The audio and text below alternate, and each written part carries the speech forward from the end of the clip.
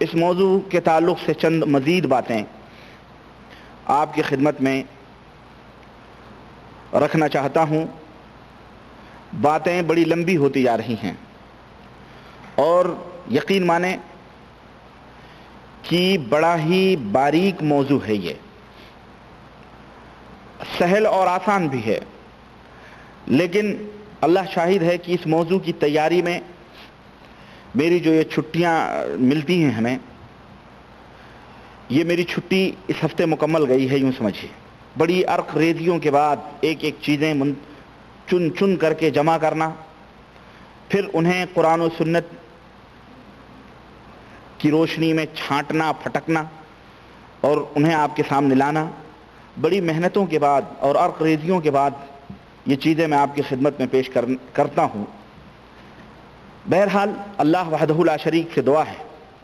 کہ اللہ تبارک و تعالی ہم سب کو قرآن و سنت پر عمل کرنے چلنے کی توفیق عطا فرمائے، اور ہم اللہ کے شکر گزار ہیں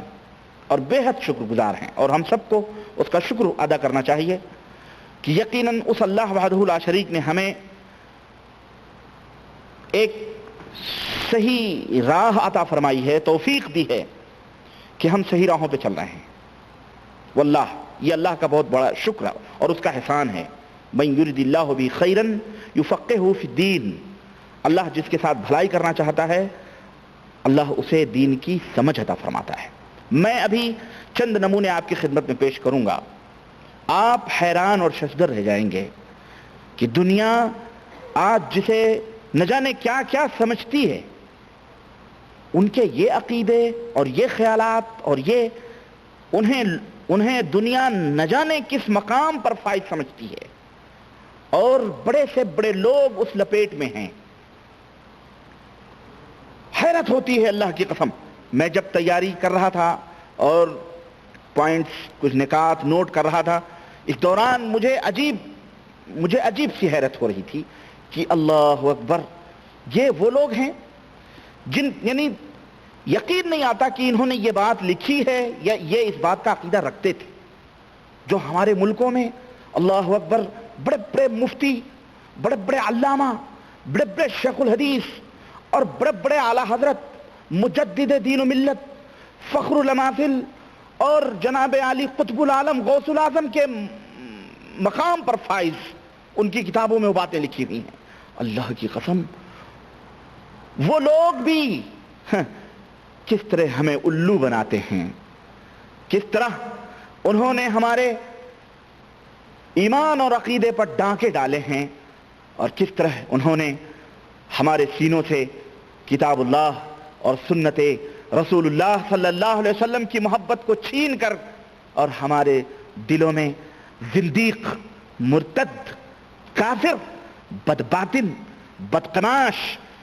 یہودیت، نصرانیت اور برہمنیت سے لیے گئے عقیدوں کو پھیلانے والوں کو ہمارے ذہن و دماغ میں ولایت، بزرگی، عقیدت، ارادت، غوثیت، ابدال، قطب اور نہ جانے کن کن مقام پہ فائز کر کے ہمارے ذہنوں اور دماغوں میں ان کی شان اور ان کی عظمت کو بڑھایا ہے۔ تاریخ ان مولویوں کو انہیں کبھی معاف نہیں کر سکتی، اور تاریخ کبھی کسی کو معاف نہیں کرتی ہے۔ تاریخ کسی کو معاف نہیں کرتی ہے۔ جس نے بھی ظلم کیا ہے، چاہے دنیاوی ظلم ہو یا عقیدے کا ظلم ہو، تاریخ کے اندر ایک ایک باتیں لکھی ہوئی ہیں، اور آنے والی نسلیں، لوگوں کی نظروں سے ان تاریخ کو کتنا ہی چھپایا جائے لیکن آنے والی نسلیں ان تاریخ کے صفحات کو پلٹ کے پڑھتی ہیں اور پھر لان تان کرتی ہیں۔ اور وہ لوگ جنہوں نے ولایت کے نقاب اوڑھ کر قطبیت کے، ابدالیت کے اور اوتادیت کے اور نہ جانے کن کن ناموں سے اپنے آپ کو انہوں نے منسوب کیا ہوا ہے، تاریخ انہیں کبھی معاف نہیں کرے گی۔ میرے عزیز، میں وہ تمام سب باتیں بیان کروں گا۔ ہم صرف یہ سوچتے ہیں چند ملانے مل گئے اور انہوں نے فتویٰ دے دیا قادیانی کافر ہے۔ حضرت قادیانی تو کافر ہے، ٹھیک ہے، وہ گند ہے جو پھٹ گئی، اور جن گندوں کو تم نے چھپا چھپا کے رکھا ہے، اپنی کتابوں کی زینت بنائی ہے، جنہیں تم نے ولایت کا مقام عطا کیا ہے، اور جن کو تم پوجتے ہو، جو اس دنیا کے اللہ نہیں بلکہ صنم اکبر اور بڑے بڑے طاغوت اکبر ہیں، شیطان ہیں، ابلیس سے بھی بڑھ کے لوگ ہیں، جن کو تم نے ولی سمجھا ہوا ہے، وہ کیوں نہیں کافر ہیں؟ اس لیے کہ ہم ان کے جب پردے اٹھائیں گے تو وہ گند کھلے گی، اور تم نے انہیں کمائی کا ذریعہ سمجھا ہوا ہے، اپنے پیٹ پوجنے کا ذریعہ سمجھا ہوا ہے، اس لیے وہ کافر نہیں ہیں۔ ارے وہ بھی کافر نہیں، دنیا کے بدترین کافر ہیں۔ آؤ میں تمہیں وہ حقیقتیں بتاتا ہوں۔ رام دین کافر، ہاں ایشوریہ رائے کافر، پتہ نہیں اشوک سنگھل کافر، اڈوانی کافر، سب کافر، اور دین محمد فلانے دین ٹھکانے دین، غلام محمد فلانے، نور الحسن، ابو الحسن، سب مسلمان، اس لیے کہ ان کے نام مسلمانوں جیسے ہیں اور ان کے نام کافروں جیسے ہیں۔ ارے آؤ میں تمہیں بتاتا ہوں تاریخ امم کیا ہے، تقدیر امم کیا ہے۔ میرے عزیز، اس سے قبل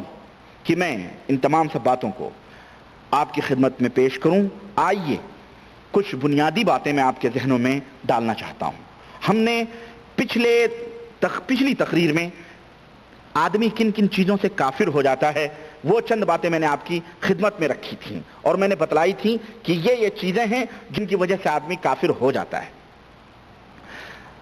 آئیے کچھ اور مزید حقیقتیں اسلام کے تعلق سے آپ کے ذہن و دماغ میں بٹھاؤں، راسخ کروں، وہ حقیقتیں جس کا کوئی دنیا کا مائی کا لال انکار نہیں کر سکتا، اور انکار کرے گا تو وہ کافر ہے، وہ مسلمان نہیں ہے۔ نمبر 1، اسلامی عقائد اور اسلامی عبادات اور اسلامی اعمال کا جو سرچشمہ ہے، جہاں سے ہمیں عقیدے اور عمل ملتے ہیں، ان کا جو چشمہ ہے، ان کا جو محور ہے، وہ کتاب اللہ اور سنت رسول اللہ صلی اللہ علیہ وسلم ہے، اور اس کی بنیاد، عقیدے کی، اعمال کی بنیاد اللہ کا قرآن اور محمد الرسول اللہ صلی اللہ علیہ وسلم کا فرمان ہے۔ اللہ نے بھی اور رسول اللہ صلی اللہ علیہ وسلم نے بھی انہی دونوں سے عقائد اور اعمال کو سنوارنے کا حکم عطا فرمایا ہے، اور جو بھی ان دونوں سے ہٹ کر عقائد اور اعمال ان دونوں سے ہٹ کر حاصل کرے تو وہ باطل ہے، جھوٹا ہے، اور وہ اسلام سے باہر ہے۔ حقیقت کی نہیں ہے یہ حقیقت؟ چنانچہ رب کا فرمان سنو، اللہ وحدہ لا شریک نے فرمایا اطیعوا اللہ واطیعوا الرسول ولا تبطلوا اعمالکم، اللہ کی اطاعت اور اتباع کرو، رسول کی اطاعت اور اتباع کرو، ولا تبطلوا اعمالکم، اور اپنے اعمال کو باطل نہ کرو۔ یعنی ان دونوں کی فرمودات سے ہٹ کر اگر تم کوئی اور عمل کرو گے تو پھر وہ کیا ہیں؟